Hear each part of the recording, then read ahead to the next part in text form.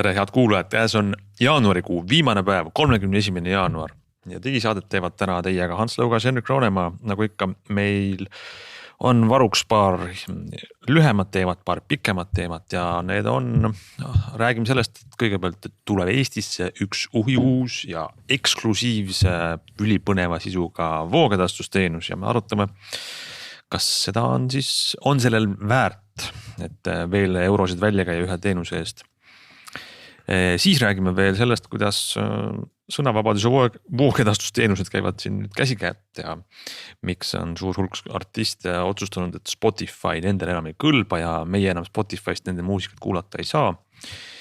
Räägime veel ka, kuidas, kuigi öeldakse, et pandeemia on lõpu sirgel kõige suurema pauguga, mis ta on seni teinud, siis vaatame ikkagi, kuidas lõpuks on valmis saanud tehnoloogia, mis lubab meil maskiga telefoni kasutada. Aga mis meil on pikem teema täna, Henrik? Me räägime saate terve teise poole elektri teemadel, nagu me siin vist juba mitu saadet oleme peaaegu et hoiatanud. Nimelt seoses elektrihindade muutumisega.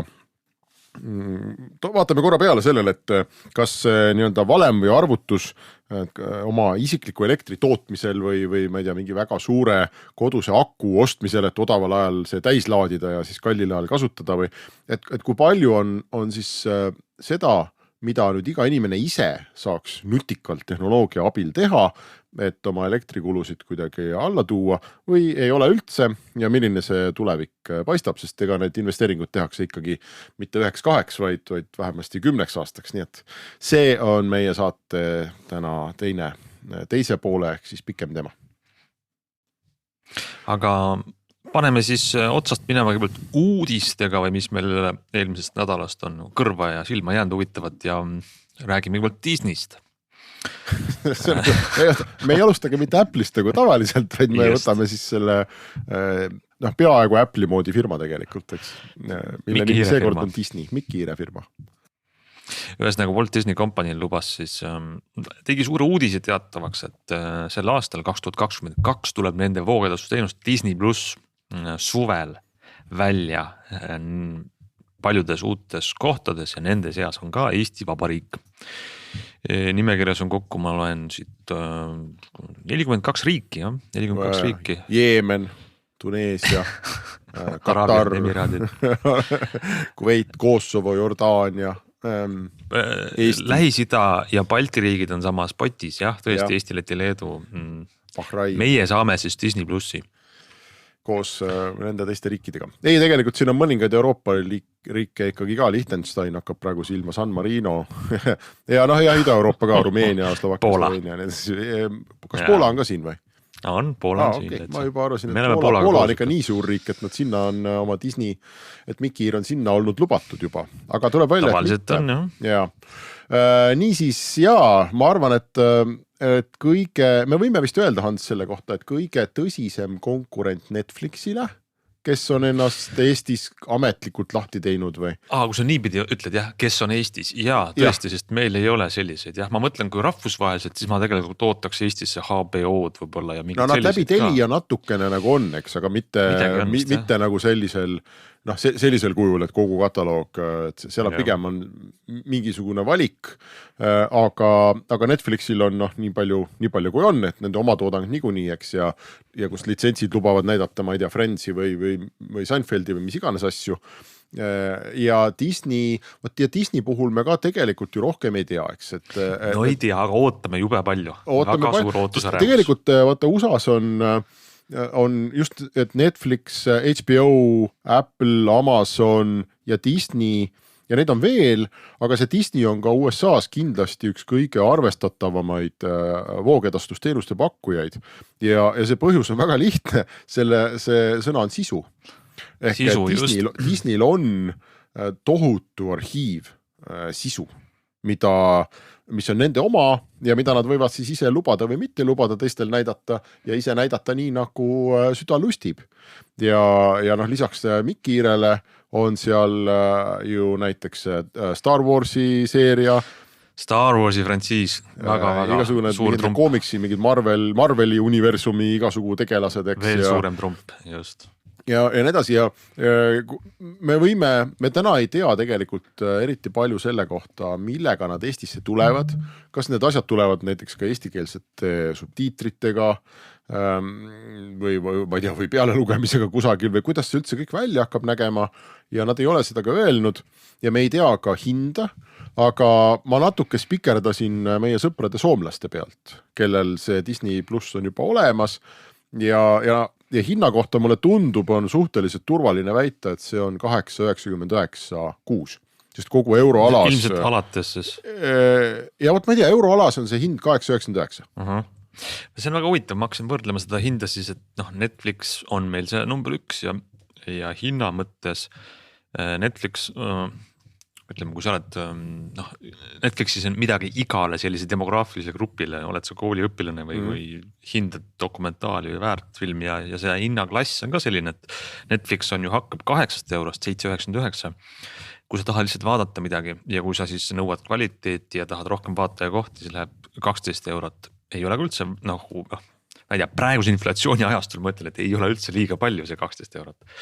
Nüüd Disney Plus 9 eurot on, ma ütleks, konkurentsivõimeline hind nagu üksikuna võttes, aga kui kas ma nüüd tühistan oma Netflixi tellimuse ära, et ma tahan vaadata Star Warsi sarju, Mandalooriani on ju, ma tahan vaadata Marveli asju, siis tegelikult tähendab see mulle siis 8 pluss 9 eurot, Netflix pluss Disney Plus. Jaa, just nimelt ja see, ma just tahtsingi sinu käest järgmisena küsida, et kas sina oma pere eelarves plaanid teha ruumi veel 9 eurot kuus ja mahutada, et ka Disney tellimus lisaks Netflixile teha või... Vaata, see on hea küsimus ja kui sa alguses ütlesid, et Disney on esimene tõsiselt võetav konkurent Netflixile, siis mul läks umbes 2 minutit mööda ja siis mul tuli meelde, et Amazon on ju ka Eestis.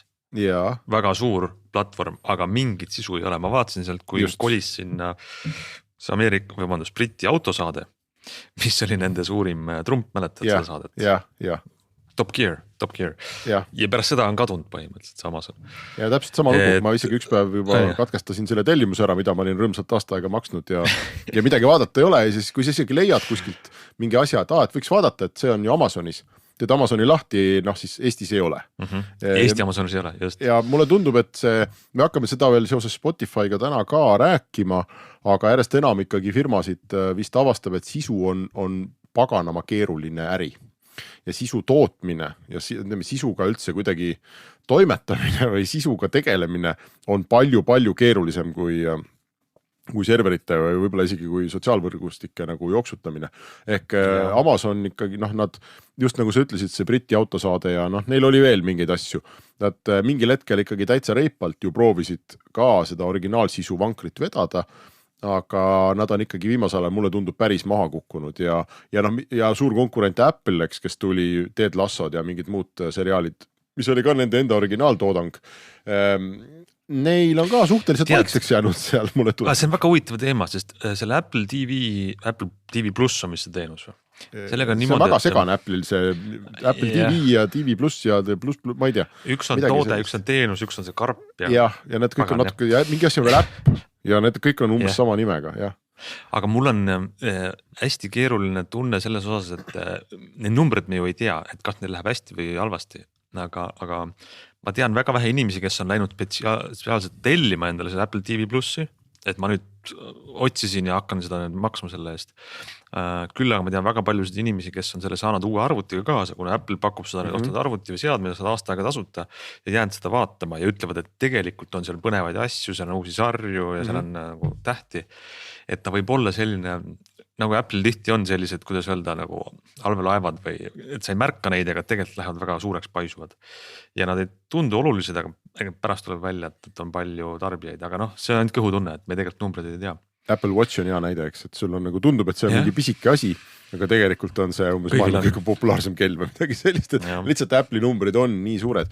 Aga rääkides soomlaste pealt spikerdamisest, siis Soome Disney Plussi lehel on ka olemas kogu nimekiri sisust, mida nad soomlastele pakuvad. Ja seal on üle 1200 erineva nimetuse filme ja seriaale.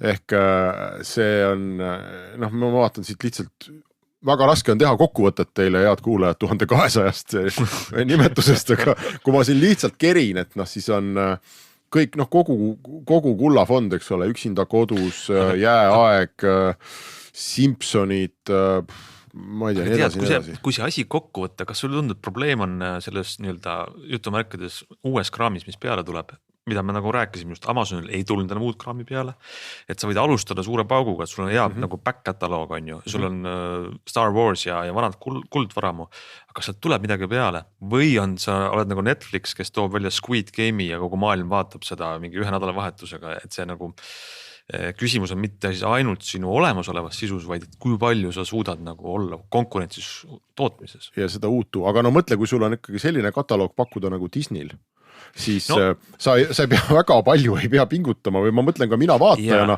ma teen selle lahti ja tõenäosus, et ma leian sealt midagi vaadata on ülikõrge.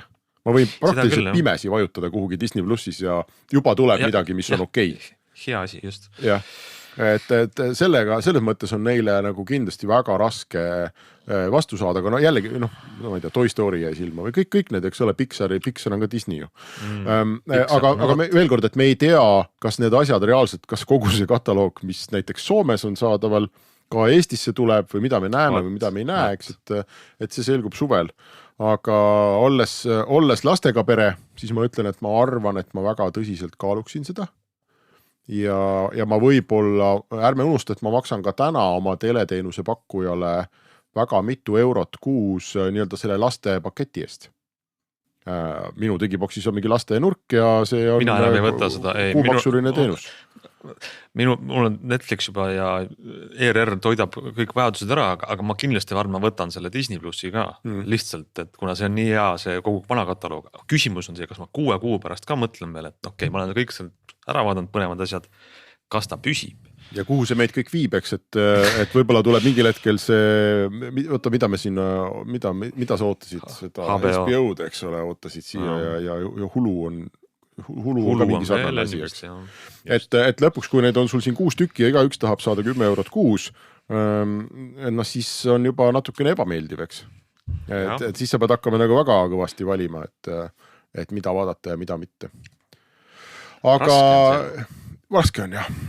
No vaatame. Ma olen ka selles mõttes pigem nagu positiivne, et ma arvan, et me mõlemad ja väga paljud eestlased esialgu ostavad selle ja noh, siis see tõe hetk saab 6 kuu või aasta pärast näiteks, et kas me näeme veel, et me vaatame, et me tarbime seda piisavalt palju.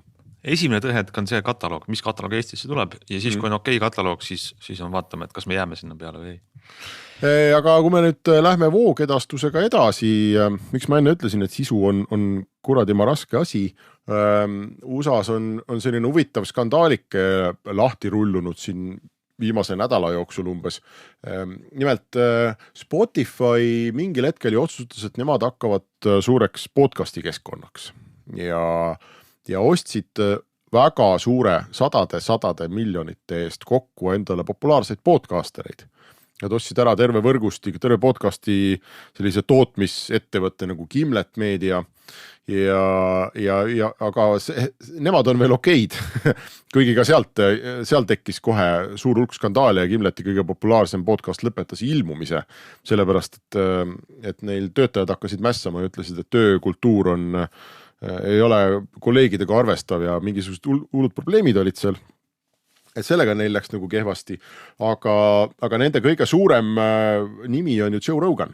Ja ma ei tea, kui palju nagu laiem publik seda Eestis teab ja ka Joe Rogan on selline, kas ta on mingi endine poksija või mingi selline kulturist, jah, ta on jõuline mees. Jah, kilakas selline tüüp, kellel on siis oma jutusaade ja see jutusaade on mitu tundi pikk tavaliselt ja ta intervjueerib seal igasugu inimesi, Elon Muskist kuni mingite vandenõuteoreetikuteni ja ta on ikkagi selline 3/4 vandenõumees ise, ma ütleks.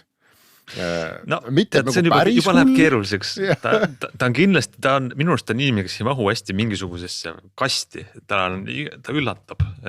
Ta kohati on väga mõistlik, siis ta on jällegi, kes see inimene on, aga selgelt on ta sensatsioon ta ei jäta inimesi külmaks, sellepärast et ta on kas sulle ei meeldi või ta meeldib või ta ütleb midagi välja, mida sa nagu meil ühiskonnas ei öelda välja.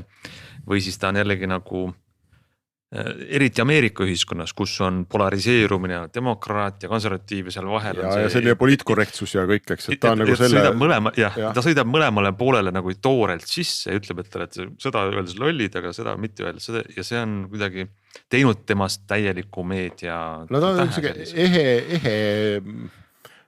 natuke maavillane, terve talupojamõistusega, eks ole, nagu see termin vist on. Midagi sihukest, jah. Ja, aga ühesõnaga, muidugi on suur hulk kodanikke siis, kellele see kõik ei meeldi, mida Joe Rogan räägib ja nüüd eriti, mina ei ole tema regulaarne kuulaja, vaataja, aga ma saan aru, et ta ikkagi üks selline läbivaid teemasid on vaktsiini vastasus või mingisugune vaktsiini valeinfo väidetav levitamine tema podcastides ja üldse on mingi maailmavaade, mida ta siis seal levitab, mis paljudele inimestele ei meeldi. Ja üks nendest, kellele see ei meeldi, on vana rokkar Neil Young, kellel nüüd siis eelmisel nädalal sai villandada teatas, et Spotify viskab kas välja Joe Rogani või võtab tema oma muusika ja läheb Spotify'st minema. Ja kuna Spotify maksis Joe Roganile vist stiilis $100 miljonit ja ta on nende kõige kõvem nimi, ja Neil Young ei ole kindlasti Spotify kõige kõvem nimi, siis oli, ette oli teada, eks ole, et mida Spotify sellises olukorras teeb ja lõppeski siis sellega, et Neil Young võttis oma muusika ja läks ära ja selle tuules siis tegi sama otsuse Neil Young ehk Johnny Mitchell, kes võttis ka oma muusika ja läks ära. Rohkem mina ei ole näinud, et oleks selliseid kõrge kaliibriga lahkujaid. Ma ei tea, kas sulle on silma jäänud? Ei. Jah. Kindlasti väiksema kaliibriga. Ja võib-olla tuleb neid ka veel juurde, kes lähevad. Aga naljakas on see natukene see uudis sellepärast, et Spotify on nüüd järjekordne nii-öelda tehnoloogiafirma või nii-öelda platvorm, kes avastab, et sisu on üks keeruline asi. Et sisu tekitab eriti selline populaarne sisu, võib olla polariseeriv ja kedagi ärritada ja seal võivad nagu sisuga seotud mingid kohtuasjad, eks ole, tekkida, mida keegi sinu kanalis rääkis, kes vastutab ja nii edasi.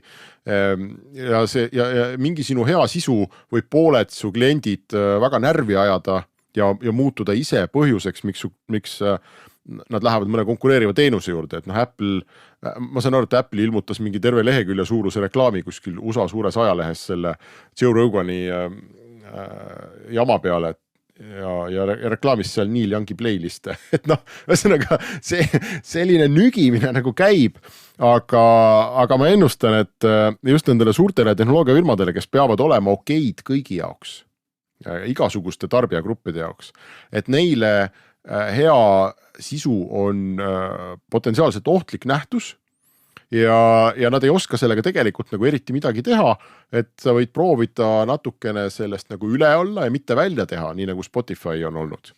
Aga mida aeg edasi, seda rohkem sul neid juhtumeid tekib, kus keegi nii-öelda sinu ajakirjanik on või sinu meelelahutaja on siis teinud midagi, mis laiemale publikule ei meeldi. Ja kui see on sinu eksklusiiv, sinu oma, siis sa justkui nagu vastutad selle eest vähemasti avalikkuse silmis.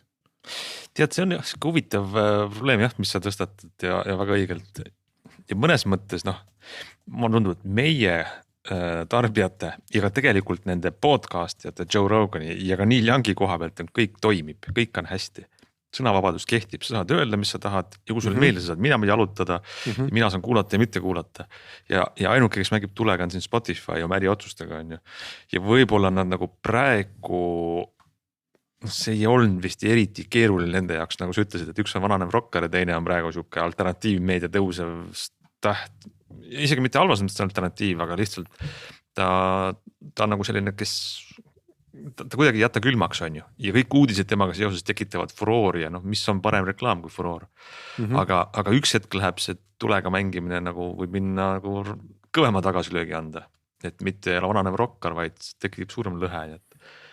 Ja ma mõtlen, Spotify vaata on üks asi, aga me võime ette kujutada teoreetiliselt maailma, kus inimesed, vähemasti teatud inimesed, keelduvad põhimõtteliselt ostmast edaspidi Apple'i tooteid, sest Apple'i võrgustikus on mingisugune, ma ei tea, ajakirjanik, meelelahutaja, podcaster, kes iganes, eks, kes on polariseeriv ja nüüd siis vaene Tim Cook peab nagu otsustama või minema selle oma nii-öelda võimaliku Joe Rogani juurde ja ütlema, et kuule, et äkki teed edaspidi selliseid pastelsemaid saateid. Ja siis, ja siis Joe Rogani kogu publik, eks ole, otsustab, et saated on jube pastelseks läinud, et me küll enam ei viitsi kuulata. Et sisu on väga halb asi. Aga mulle tundub, et kõik on tegelikult väga hästi, kuna nagu sa ütled, Apple teeb kohe reklaamid välja, et tule kuula meil Neil Youngi, ehk siis konkurents töötab. Meil on tegelikult üksteisega vahetatavaid teenuseid suhteliselt palju, YouTube töötab, on ju, ja kuskil oli trendid vist Ameerikas protestiliikumise käigus Tidal trendis. Mäletad veel Tidal, et oli siuke asi. Ja muide tead, kelle oma Tidal on praegu? Üks räppar vist ostis ära või? Räppar ostis, aga räppari käest ostis selle ära Jack Dorsey, Twitteri asutaja. Ja Tidal kuulub nüüd sinna firmasse, mis enne oli Square oli see maks ja nüüd on Block. See on see suur makseteenuste vahendaja, et mingil põhjusel siis Twitteri asutaja, kes on ka paras veidrik ise, eks, ostis selle siis põhimõtteliselt oma firmasse. Aga see selleks, et aga Spotify on ainus nendest nagu muusika striimimise platvormidest, kus mingit sellist nagu sisu ambitsiooni on. Eks, et Apple Musicus või ma ei tea, Google Musicus või seal ei ole mingit sellist oma nagu Joe Roganit. Kas ei võrdleks nagu Spotify pigem YouTube'iga? Okei, ta küll pilte ei näita, aga sisuliselt sul on nagu seal nii loomingut kui ka sellist nii-öelda, sa oled platvorm loojatele, on ju. Ja kui sa oled platvorm loojatele, siis nad vahel ütlevad valesid asju.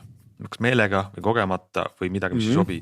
Ja siis sa hakkad vastutama ja YouTube'il on ju selle nii-öelda sisu mahavõtmisega pidev peavalu ja neil on mingi number 1 YouTuber, ma ei tea, teeb neonäitsnikele nalju ja mis sa siis teed temaga, on ju. Aga Google on väga targalt hoidnud selle YouTube'i, et see on Google'i oma, aga nad imagoloogiliselt on väga targalt hoidnud selle YouTube'i endast nagu natuke eemal, et see on mingi muu teine koht. Firma. See on teine OÜ. Et seal on, ja see on teine OÜ, eks ole, et inimesed ei, ütleme, seda seost ikkagi valdavalt nagu ei tehta, et ma ei kasuta Google'i otsimootorit sellepärast, et mingi YouTuber ajab lolli juttu. Ja teine asi, et YouTube on ikkagi palju rohkem platvorm kui Spotify sellele Joe Roganile, eks, et Joe Rogan enne oli YouTube'is. Ja oli ka nagu kisa, aga kaugeltki mitte nii hullu, sest YouTube on nii-öelda kõigile lahti ja pigem need inimesed on ennast ise YouTube'is suureks teinud. Ja anti-Joe Roganil on sama head võimalused, kui tema sõnum on piisavalt apetiitne inimestele. Aga Spotify probleem on see, et ta ostis naha ja karvadega selle Joe Rogani endale ära ja sidus ennast. See on nüüd meie mees. Ja sidus ennast, eks.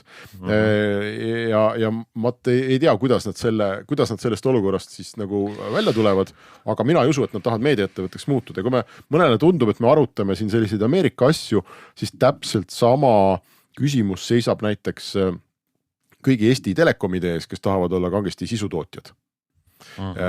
Ja see käib ka lainetena, et mõni aasta nad tahavad olla sisutootjad ja mõni aasta nad jälle ei taha olla, eks. Aga mulle on tundub, et nad praegu hoiavad veel üsnagi turvalist joont nii-öelda draama ja sellise, saad aru küll, sarjad on ju, Elisa Huubin sarjad, aga kui sa teed ikka tõsiselt skandaalse jutusaate, millega siis on jama majas. Siis on jama majas. Ja see on muide ka, see on ka põhjus, ma arvan väga tõsine põhjus, miks seda ei ole teinud, ei Telia oma kuhugi Inspirasse või mis need kanalid on ja ei ole teinud Elisa, vaid kõik elavad selles fiktiivses seriaali nagu maailmas, eks, ja isegi dokumentaale pole nagu väga, natuke on, aga need on ka pigem nagu ohutud olnud, eks. Parem ärme, jah. Et mingit sellist põletavaid ühiskondlikke teemasid nad ei lahka ja selles mõttes see sisupilt, mis sealt vastu vaatab, ongi üsna pastelne. Ja nüüd me näeme, eks ole, Spotify näitel, et miks see niimoodi on. Nii, ja ma arvan, et ühe teema enne pikka elektrijuttu mahutame siia veel, aga see on lühike ja me ikkagi pressime Apple'i ka tänasesse saatesse ära. Ühesõnaga, see on hea uudis nendele inimestele Apple'ilt, kes kasutavad iPhone'i ja ei ole miski pärast ostnud Apple'i kella. Ehk siis paneme selle sihukese raamistusse. Uudis on siis selles, et uues tarkvara operatsioonisüsteemis iOS 15.4, mille beta jõudes siis beta-testijate ja arendajateni on võimalus, et telefoni näotuvastus tunneb sind ära ka siis, kui sul on mask ees ja mask ees praegu ei tööta ja sa pead hakkama avalikus kohas, oled sa kuskil poes, apteegis, kus iganes telefoniga midagi tehes, hakkad sidestama oma PIN-koodi või parooli, mis iganes sul telefon lukus on. Ja see häda peaks nüüd olema kadunud, kuigi Apple hoiatab, et ta vist nii võrdne turvalisus ei ole, kui nii täpne, kui siis näotuvastusega. Aga isegi maski kandes tuvastab telefon silmade ümbruses olevad sinu unikaalsed näojooned. Ja miks ma sellest kellast rääkisin, ma ütlen ka ära, sest ma kasutan kella ja mul see töötab juba. Et kui see telefon näeb, et mul on mask ees, aga siin meetri raadiuses on autenditud käekell, siis ta teeb ennast lahti. Ja muide, pandeemia algusest saab ju kohe nüüd 2 aastat meileks. Ja see, et Apple tuleb selle funktsionaalsusega välja, praegu me saame öelda loodetavasti pandeemia väga lõpufaasis. Ma ei teagi, mida see näitab, et see tõenäoliselt näitab, et see ülesanne ei olnud kergete killast, et see ei olnud, et selline iseenesest mõistetav või triviaalne asi, et 6 aega oleks valmis saanud. Aga see, et nad seda teevad, see on ka pigem hea, et ega me ei tea, kui aeglaselt või kiiresti need maskinõuded meil näiteks kaotama hakatakse. Aga ja see tarkvara ei ole veel väljas, see on beta 1, sinna läheb veel ikkagi, ma arvan, nädalaid, ütleme teatud hulk nädalaid ilmselt, kuni see siis päris küpseks saab. Ja et ma ennustan et pandeemia 2. aastapäevaks, kusagil võib-olla märtsis näiteks või äkki veebruari jooksul, ei tea, on ta siis telefonides väljas. Aga meie teeme nüüd ikkagi täieliku kannapöörde ja hakkame rääkima elektrist. Me jätkame oma digisaatega ja meiega on nüüd liitunud külaline, kelleks on sellise ma ei tea, kuidas ütleb, päikese katusepaneele tootva Eesti ettevõtte nagu Roofit Solari kaasasutaja Andres Anijalg. Tere, Andres! Tere, jah. Võib lihtsamini ka öelda, et lihtsalt päikese katus. Päikese katus. Jah, paneeli võib ära jätta. Okay. Ja me räägime siis sellest, et kas kõigi eestlaste meeli erutanud tohutu elektrihinna tõusu tingimustes on midagi nüüd nii-öelda valemites, tasuvusarvutustes, loogikas muutunud, et kas me iga nagu raadiokuulaja, iga tarbija ise saab midagi ära teha oma elektriarvete kuidagi manageerimiseks, ma ei tea, vähendamiseks, mõistlikuks elektri, ma ei tea, salvestamiseks, on olemas igasugu kodused akud, eks ole, on päiksepaneelid, saab tuulegeneraatori endale tõmmata, saab võib-olla börsihinnaga kuidagi nutikalt mängida ja oma kodu juhtida ja nii edasi.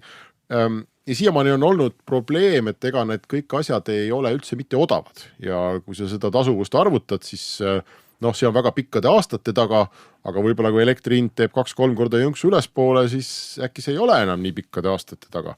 Või äkki on ka, ja meie ei tea, aga Andresele meeldib elekter ja seetõttu me siis kutsusime ta saatesse seda teemat avama. Ja ma arvan, et sinu käest, Andres, tasuks nagu küsida, et kas sina üldse, kas sa elad puhtalt oma elektri peale, teed tuulest päiksest ise või sa ikkagi ostad ka nagu lihtsurelik? No ütleme niimoodi, et Eesti laiuskraadil tuleb ikkagi talvekuudel elektrit osta. Et mul on küll päris mitmel katusel need päikesepaneelid või siis meie enda päikesekatus olemas ka. Garaažis on veel paar kastitäit, mida ma ei ole veel jõudnud üles panna. Aga ütleme niimoodi, et kogu see päikesesüsteem või päikesepaneel Eesti tingimustes ikkagi magab talveund suuresti detsember kuni veebruar.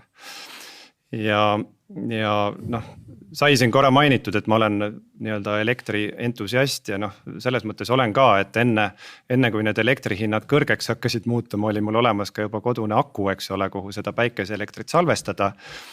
Ja minul oli nagu väga, väga huvitav see kogemus nüüd, et ma leidsin oma aku seadistuste alt sellise nupu, mis võimaldab siis ka talvel seda akut nüüd ikkagi kasutada, et öösel odavamat elektrit sinna sisse osta ja päeval seda siis tarbida, siis kui elektrihind kõrge on. Et sina elad ikkagi julgelt börsipaketi peal, jah? Julge hundirind on rasvane, ma saan aru. Jaa, mina olen küll endiselt veel börsipaketi usku selles mõttes, et börsipakett on ikkagi olnud kuni viimase aasta detsembrini alati odavam.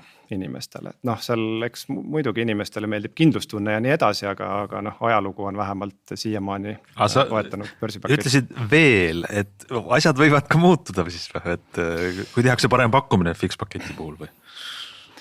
No mina isiklikult ei tõtta seda börsipaketti praegusel hetkel küll muutma, et noh, ma küll huvi pärast vaatasin, et mis oli nii-öelda elektri hinna vahe siis näiteks eelmise aasta detsembris ja siis kohe veel aasta varem detsembris, et see hinna vahe oli 5 korda. Aga noh, mulle tundub, et jaanuaris on juba natukene parem. Aga elektri hind on kallis endiselt, seda tuleb tunnistada. Aga kohe küsin järgi ka, et kas tegelikult paketil üldse on vahet või ei ole vahet, et kui me räägime sellest, et tehnoloogia abil natuke oma seda kulusid nagu kokku hoida, noh siis olen ma börsi või fix paketi peal, et oluline, et ma saaks siis kallimat tarbimist vähendada ja odavamat siis suurendada või mis see tagamõte seal võiks olla? Noh, ega tegelikult see börsi pakett, kas see võtta või jätta, no kes see seda 1 või 2, kui see sellise hinna hüppe pealt ikka veel öelda oskab, eks ole.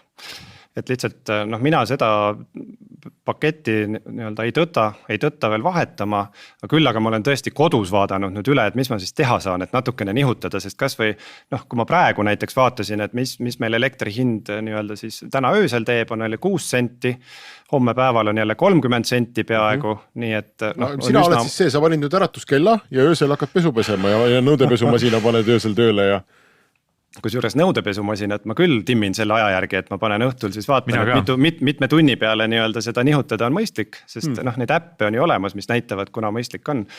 Aga noh, võt veepoilerit ma ei viitsi minna seina panema öösel, aga seal ma ostsin lihtsalt sellise väikse nii-öelda taimeri, mis mul istub siis või noh, selline väike vidin, mis käib sinna stepslisse, mis istub internetivõrgus ja kus saab ka seda aega timmida, et nii et oma sooja vett ma toodan öösel.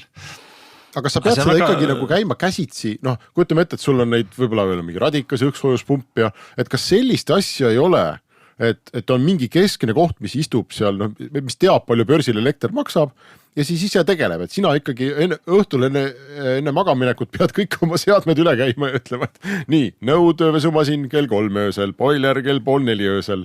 See on päris tüütu, ma arvan lõpuks. No jah, ütleme niimoodi, et ma olen nad ära seadistanud niimoodi, et nad nii-öelda kasutavad elektrit ajavahemikus 1 kuni kell 3 öösel, mis mulle tundub on selline nii-öelda kõige odavam aeg. Ja ega ma rohkem ei viitsiks seda timmida ka, et seal nagu seda ajavõit või nii-öelda rahalist võitu ausalt öeldes väga palju sees ei ole. Aga näiteks on mul ka kodus olemas sellised nii-öelda põrandakütte termostaadid, mis on ka ühe Eesti firma ju toodetud tegelikult. Teemo vist oli see firma, kes siis täpselt jälgib börsipaketti ja oma tarkusega siis nii-öelda seda odavat elektrit just kasutab põranda kütmise jaoks. Aga need termostaadid siis ma saan aru, on selle firma poolt kuidagi juhitud, et see firma otsustab, mis kell sinu põrand on soe ja mis kell ei ole? Need termostaadid on jah, börsi hinda jälgivad. Ja mina seal sätin siis enda nii-öelda mugavustsoonid ära, et ma tahan, et hommikul oleks põrand soe ja õhtul oleks põrand soe ja siis see termostaat ise nii-öelda jälgib ja õpib tegelikult ka ajas. Kas sa tead ka, palju selline asi võiks kokkuhoidu anda? Selle asemel, et ma hoian termostaadiga pidevalt ühtlast temperatuuri, et ma ei tea, oskad sa seda kuidagi panna või ka boileris jah, et kas või eurodesse või kilovatt-tunnidesse. No tuleb tunnistada, et seda põrandakütte regulaatorit ma ei ole üldse veel sisse lülitanud igaks juhuks see aasta. Kõige soodsam.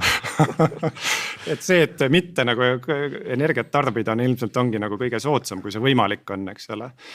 Aga näiteks oma aku peal ma olen siin üritanud küll nagu arvutada, aga see on natuke nagu tänamatu töö, sest mitte keegi ei oska ju öelda, kui palju see elekter maksma hakkab, et detsembris oli elektri keskmine hind, ma vaatasin 27 senti minule kui lõpptarbijale. Ma arvan, et nüüd jaanuaris tuleb ta võib-olla sinna alla 20 või 20 kanti ja ei oska sellist pikaaegset prognoosi teha, aga kui siin mingisuguseid eelduseid võttes võib öelda, et siuke 100 kuni 150-200 euri aastas võiks sellise akuga nii-öelda kokku hoida küll. No aga siin kohe küsimus, palju siuke aku maksab? See oleneb aku suurusest, eks? Jaa. Sul on mingi mõnetuhandene või kui suur sul on? Noh, aku suurust mõõdetakse aku mahutavusega, eks ole, ja noh, mina kasutan sellise firma nagu Huawei akut praegusel hetkel. Mul on seal üsna väike, ma ostsin nii-öelda selle kõige minimaalsema suuruse, ta on modulaarne. Selle ühe mooduli suurus on 5 kilovatt-tundi või mahutavus ja nüüd mul on kange kiusatus veel teine moodul juurde osta, et ma saaks 10 kilovatt-tunnise akupanga endale koju ja seda saab suurendada siis kuni 30 kilovatt-tunnini tegelikult. Ja ühe mooduli hind on umbes kui palju? Noh, ütleme niimoodi, et sihuke ideaalne, ma arvan, minu sugusele majapidamisele, kus on ka need päiksepaneelid katusel, oleks 10 kilovatt-tunnine aku koos oma kontrolleriga ja see on sihuke, noh ütleme, suurusjärk 5500 eurot on selle suurus tegelikult, on selle hind tegelikult. On see 5 kilovatt-tundi? See on tegelikult 10 kilovatt-tunni. 10. Just. Ja kui sinna tahta siis seda nii-öelda lisamoodulit juurde osta, noh see on suurusjärk 2000 eurot on sihuke 5 kilovatt-tunnine lisamoodul. Saad nagu järjest suurendada või ära võtta, kui sul seda vaja ei ole, et selles mõttes on ta mõnus. Siis ta on umbes nii, mina hakkasin ka näppude peale arvutama ja natuke guugeldasin, ma vaatasin, et minu kuu, noh detsembris näiteks meie korteri tarbimine oli 600 kilovatt-tundi umbes. Mis, ma ei tea, kas see on vähe või palju, aga no nii ta oli, eks. Ja siis, kui ma selle päevade peal laiali jagasin väga mehaaniliselt, siis ma sain selline 20 päevas või midagi sellist, et see 10 kilovatt-tunnine aku siis põhimõtteliselt oleks pool minu elektri tarbimist iga päev, aga ma ei tea, mina olen lihtsalt võhik, et kas niimoodi üldse saab arvutada, Andres? Noh, minu vaade veel praegusel hetkel on ikkagi see, et puhtalt selle, ütleme siis elektri hinna arbitraaži peale seda akut nagu mina soetama ei tõttaks. Et selle aku peamine funktsioon minul on ikkagi see, et talletada suvel päiksepaneelidest tulevat elektrienergiat, kasutada seda ise õhtul ja öösel ja kuna seda iganes vaja on ja mitte võrgust osta, sest võrgust ostetav elekter on teadupoolest ikkagi kõige kallim elekter. Et lihtsalt vähendada võrgust ostetava elektrimahtu on minu eesmärk. Kui me nüüd teeme siukse mõttelennu, et väljas ei ole mitte pakane, vaid on suvi ja ilus ja päikeseline ilm, et siis kuidas sa siis hakkama saad? Kas sa saad täitsa oma nii-öelda päris oma päikse peal ei ole või? Et sa tervet öö läbi see aku seda ei toida või toidab või kui palju sellest piisab? Suvekuudel toidab küll. Suvekuudel mina nii, et sa suvel, sa ei ostagi? Suvel ei osta jah. Et suvel isegi see 5 kilovatt-tunnine aku, suvel ei ole ju tarbimist ja öösel eriti nii palju. Nii et suvel saab sellega kenasti hakkama, aga nüüd ma tahakski seda oma 5 kilovatt-tunnist akut natukene suurendada 10, nii et siis saab äkki kevadel ja sügisel ka mõne aja ikkagi hakkama. Aga kas suvel siis on niimoodi, et ka Eesti oludes, et päeval sa tarbid ise oma seda päikse asja, mis sul katuselt tuleb, eks? Ja sellest jääb veel nii palju üle, et ka päeva jooksul see aku saab ennast siis täis ja öösel kasutad siis aku pealt. Ja minu süsteem isegi on selline, et mul ju suvekuudel, kui on siuke ilus päikseline ilm, ta toodab isegi 70-80 kilovatt-tundi. Ja kui siis mõelda, et aku on kõigest 5, siis see aku saab nii-öelda hommikul nagu juba lupsti üks esimese päiksega täis. Ja sa pead päeval kõvasti tarbima. ja päeval ma selle elektri müün ju lihtsalt maha. Ja näiteks eelmine aasta juba tegelikult aasta algusest juba olid elektrihinnad oluliselt kõrgemad kui aasta varem. Sest keegi, kes siin tegi analüütikat, meil üks kolleeg, tema ütles, et päikest justkui oli natukene vähem eelmine aasta kui üle-eelmine aasta, aga elektrimüügist sai peaaegu 2 korda rohkem raha juba. Nii et elektrihind on tegelikult kogu eelmise aasta kõrge olnud.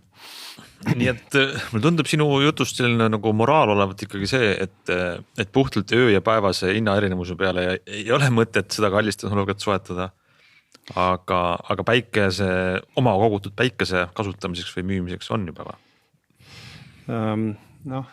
Ütleme niimoodi, et kui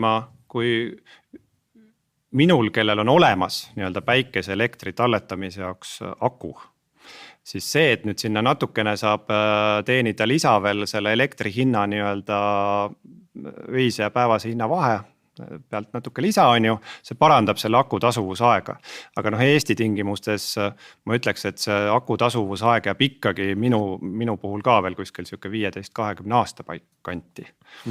Et jah, ainult nagu seda panna üles siis selle elektri hinna peale mängimise peale, see ennast ära ei tasu praegusel hetkel küll. Kui palju on, sina oled ju päiksekaupmees, et ma ühest küljest arvan, et sa tead seda väga hästi, teisest küljest me võtame siis sinu juttu väikse sellise kahtluse ussiga, aga ütle, et kui palju need elektrihinnad kasv nüüd on mõjutanud päikesepaneelide tasuvust. No, et seda ikkagi eramajade puhul ju arvestati tõesti, ma ei tea, 15-20 aastaga siin, mitte väga ammu ja võib-olla isegi pikema ajaga. Kas see on täna kuidagi arvestatavalt muutunud või ei ole? On ikka, muidugi on, sest punkt 1, päikesepaneelide hinnad on ütleme viimase 10 aastaga umbes 10 korda kukkunud. Et meil käib ju siin ka, tuleb uksest siis inimesi või helistavad, kes ütlevad, et me siin aastal 2012-13 arvutasime, et üldse ei tasu ära, täiesti mõttetu. Aga lihtsalt hinnad on oluliselt kukkunud ja siuke 7, tava päikesesüsteem, tavalised paneelid, siuke 7-10 aastat oli ta varasemalt, praegu ma arvan, võib see tasuvusaeg sõltub, kui soodsalt see süsteem nagu püsti panna ja milliste paneelide ja milliste nii-öelda paigaldushindadega võib see seal isegi 5, 6, 7 aasta juures olla juba. Aga olles ka natukene võhiks selles teemas, kas hinda mõjutab ka see, et kas ma tahan hakata seda tagasi müüma võrku, milleks on vaja eraldi vist liitumist või ma kasutan seda lihtsalt oma tarbeks salvestamine kasutan? Üldiselt on ikkagi niimoodi, et kui on majal olemas elektriliitumine, siis igal juhul tasub seda elektrit võrku tagasi müüa. Et ainukesed, kes seda tõesti ei tee, on siis need inimesed, kellel ei olegi elektriliitumist olemas ja kes siis teevad sellise off-grid süsteemi ehitavad endale. Aga vastasel juhul küll, ütleme, kui on selline keskmine päikese park siis katusel 5-7, heal juhul 8-9 kilovatti on see võimsus võib-olla, siis ise sellest on võimalik ära tarbida ilma akuta nüüd. Umbes 30%, 1/3. Ülejäänud jääb üle ja ülejäänud on mõistlik võrku müüa, eriti nüüd, kus elektrihinnad on ju kõrgemad. Vaata, minu loogika ütleb jällegi seda, et kui nüüd päiksepaneelide tasuvus lüheneb, järjest enam inimesi tõenäoliselt panevad endale need katusele ja nüüd, kui päike välja tuleb, siis on Eestis korraga või katusele või aeda või põllu peale, siis Eestis on korraga väga palju inimesi, kellel on väga palju elektrit üle. Ja loogika ütleb, et sellist, et nii kui päike paistab, peaks siis elektri hind põmmaki alla tulema Eestis, sest pakkumist on väga palju. Ja see omakorda pikendab jälle õnnetuseks minu seda tasuvusaega, eks. Et kui see hind on niigi odav, ma võiksin osta sinu käest siis odavalt seda elektrit.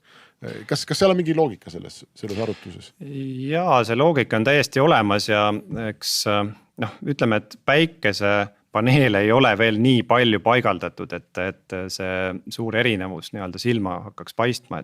Et meil ju eelmine aasta oli tegelikult ka siin negatiivseid elektrihindasid, aga pigem selle tekitavad praegu ikkagi nii-öelda head tuuleolud sellel hetkel, kui ei ole võib-olla seda tarbimist just nii palju vaja. Kui sa ütlesid, et tehnoloogia ikkagi on 10 aastaga päiksepaneelide vallas teinud ikka kõva vahe sisse hinnas, kas see mõjutab ka akutehnoloogiat? Et kui me mõtleme elektriautode peale, mis ka akutehnoloogiat kasutavad ja kuhu saab panna suure portsu elektrit sisse, rohkem kui sinu koduakusse nüüd on ju, siis kas koduakude hinnad on nad teinud ja prognoosid sa, et nende hinnad ka lähevad paremaks? On küll jah, et kui ma ütlesin, et päiksepaneelide hinnad on kukkunud umbes 10 aastaga 10 korda, siis nende aku sellide või siis nende akumoodulite hinnad on kukkunud ka kuskil 6-7 korda isegi. Et siin autotootjad ju rihivad sellist maagilist taset 100 eurot kilovatt-tund mahutavust. Ja väidetavalt Tesla on ka sinna jõudnud juba, eks ole, näiteks see akupank, mida mina mainisin, kui osta lihtsalt siuke väike akupank koju, siis selle hind on siuke 500-600 praegu. Aga ta oli ikka kordades kõrgem, nii et selles mõttes need süsteemid, see huvi kasvab kuidagi eksponentsiaalselt võib öelda, sest ühest küljest nende materjalide hinnad kukuvad ja teisest küljest elektrihinnad kasvavad, nii et see tasuvus lihtsalt muutub nagu mõistlikumaks. 100 eurot kilovatt-tund, see peaks tähendama, et see sinu soovitud 10 aku on 1000 eurot. Täpselt nii jah, aga noh, seda on võimalik saavutada tõesti ainult siis, kui on suur tootmismaht ja nii-öelda toodeta pannakse 100 kilovatt-tunnine aku näiteks selle auto külge tehases. Aga niipea kui ostes väikest koduakut, noh see sinna 100 euroni kindlasti ei küündi. Aga mis sellest jutust üldse on saanud, et autod muutuvadki meil need akupankadeks, eks, et auto laeb ennast täis ja siis müüb jälle võrku tagasi ja et see kõik tundub väga ilus, aga ma ei ole aru saanud, kas seda üldse kuskil maailmas reaalselt on või kui, et miks ei ole? Reaalselt nii-öelda sellised kommertskasutuses mina ei ole näinud, testitakse küll. Et noh, näiteks ma lugesin just mingisugust Inglismaa energiafirmat, kes siis toob selle elektriauto laadija koju, kruvib seinale, tark laadija, kes siis tegelikult seda auto akut kasutabki mingisuguste hinnatippude nii-öelda stabiliseerimiseks.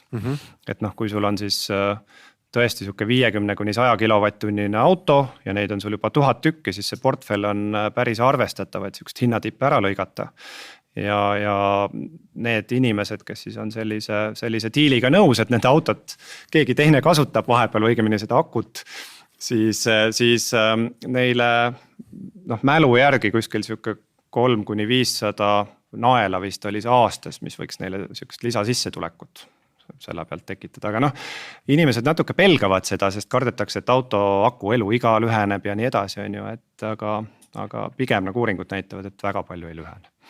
Ja vist on ka elektriautodel teine probleem, et inimesed kardavad, et see ei tohi olla tühi, et see peab alati täis laadida. Lähed hommikul ja mingi tüüp on pesumasinasse sinu auto elektri ära kasutada. Ja, aga seda tegelikult karta ei ole vaja, sest need lepitakse kokku, et sa saad panna, et mis kellaks sul aku peab ikkagi täis olema, palju seal alati peab sees olema ja sellised nii-öelda kokkulepped on seal äpis nagu märgid ära ise.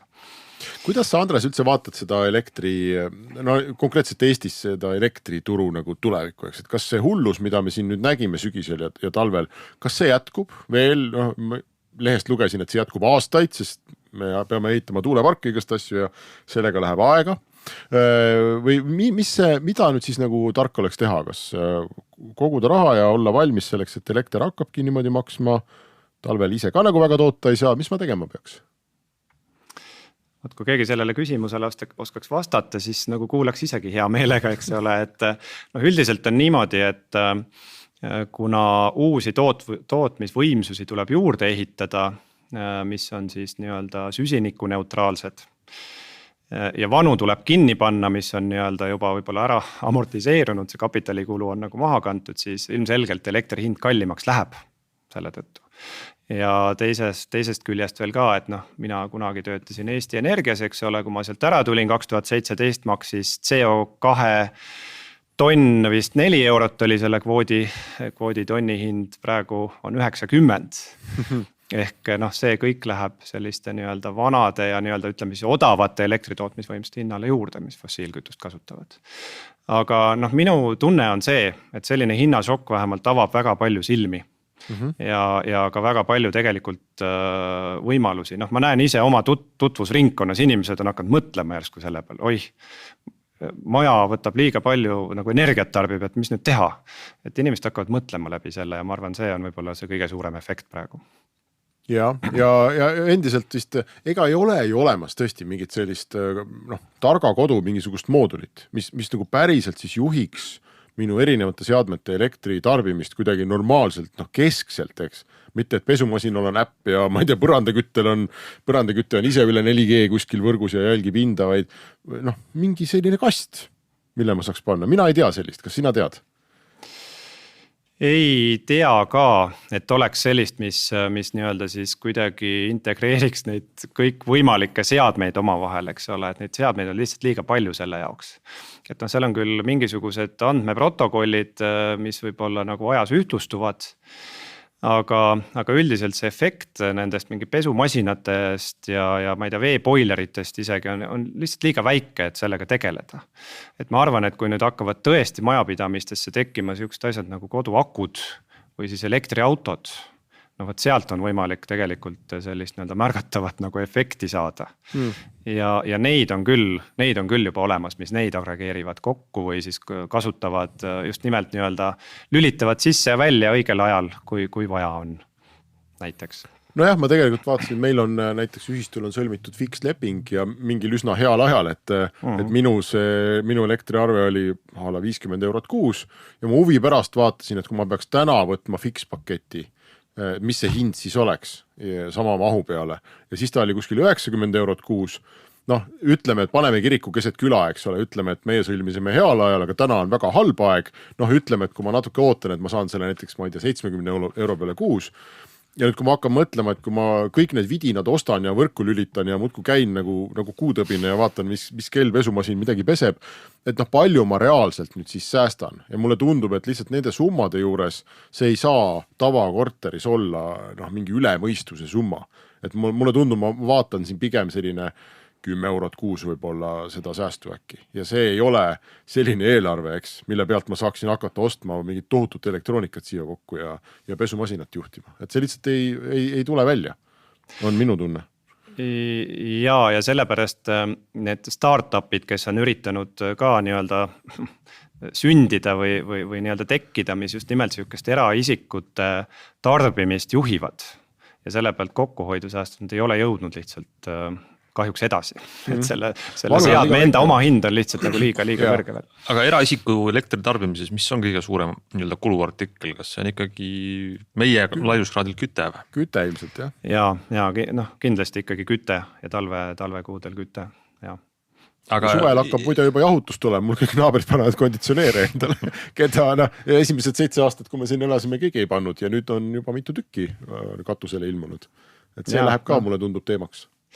No võt, aga see läheb hästi selle päikse toodanguga kokku jälle, et kui on palav, siis on ka päike ja siis on seda elektrit võimalik otse kasutada. Muide, enne kui me sind ära laseme, sellise 500-600 kilovatt-tunni ühes kuus tarbimine, nagu minu korter on. Mitu ruutmeetrit ma paneele peaks omale näiteks siia kortermaja katusele panema, et naabritega läbi rääkima, et palju see minu jupp sealt olema peaks. Aga oskad sa umbes öelda, mitu kilovatt-tundi sa aastas elektrienergiat kasutad? No kui mul on 600 on kuus, arvutame sealt edasi. Et siis ma arvan mingi 7000 äkki või ütleme midagi sellist. 7000 kilovatt-tundi, ütleme siis suurusjärk 8 kilovatti võimsusega päiksepaneelid kataks selle ära, kui nad on lõuna poole suunatud. Ja palju see ruutmetraažis teeb? Seda peaks arvutama, ma arvan kuskil, kas ma mõtlen, 10, äkki mingi 7-80, ma võin praegu mööda panna nii-öelda kiirelt peast, aga mitte väga palju, sõltub kui suur see katuse pind. Aga sa mõtled nagu ikkagi see on 10 ruutmeetrit, et see ei ole, et ma panen mingi 1 ruutmeetrise asja endale sinna. Ei, seda paraku mitte. Et ma ikkagi peaks pool katust neid siin täis panema, eks. Et siis jah, kui meil on nagu selline kortermaja 4 korterit korruse peale, eks, et siis 1/4 katusest on minu oma. Kahtlane. Kahju, aga võib-olla saan poolgi. Päiksepaneelide efektiivsus on ajas nagu kasvanud küll, aga nad vajavad ikkagi pinda, jah, et seda elektrit toota piisavalt. Selge. Või siis me räägime läbi, et teeme terve katuse. Ja või teine võimalus on panna neid päiksepaneele, mida kasutatakse kosmosesatelliitidel, aga siis ei jõua seda keegi kinni maksta kahjuks. Selge. Hans, kas sul on veel küsimusi või me lõpetame selle utoopiaga oma saate? Selge, ma sain pildi ette, et elektrihinnad alla ei lähe ja ootame, et tehnoloogia hind läheks alla, et see on meie ainuke lootus, siis äkki see aitab. Okei, aitäh kõigile kuulajatele, aitäh sulle Andres ka meie saatega liitumast ja mul on juba tunne, et see on mingi teema, mida me saame siin käsitleda veel ja veel ja veel, et see, mida rohkem kokkupuutepunkte siin tehnoloogiaga on, seda paremini see tehnoloogia saatesse sobib. Aga meie oleme tagasi nädala aja pärast ja käsitleme järgmisi teemasid.